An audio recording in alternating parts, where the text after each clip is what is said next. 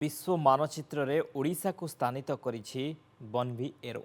भुवनेश्वर एक घरोई deeptech startup Banwi arrow को US प्रतिरक्षा और एरियल मोबिलिटी मार्केट रे प्रवेश करबा पई चयन करा जायछि, जाकि ओडिशार इकोसिस्टम पई एक ऐतिहासिक सफलता। एही सफलता कंपनी आधुनिक टेक्नोलोजी को दर्शाइबा सह विश्वर एरोस्पेस मानचित्र रे ओडिशार आगमन को सूचाउछि।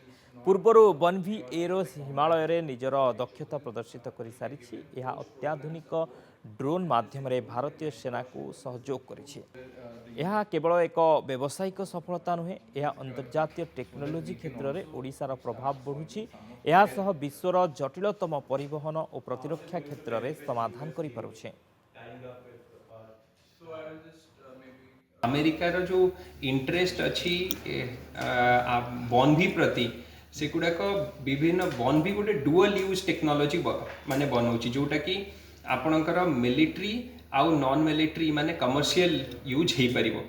तो आपणकर डिजास्टर रे एगुड़ा जाकि रिलीफ कार्य रे यूज हो पार। आपणकर पावर लाइन ट्रांसमिशन जिते नुआ पावर लाइन सेटअप होची सेठी जाकि काम करि परिबो। किंतु डिफेन्स रे यार बहुत किसी यूज अच्छी।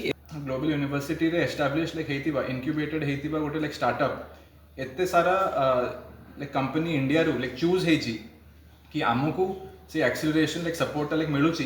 तो आमे जाइकी एबे अमेरिका रे हमरो जो बिजनेस लाइक बिल्ड करिबो with the department of defence और डिपार्टमेंट ऑफ होमलैंड सिक्योरिटी।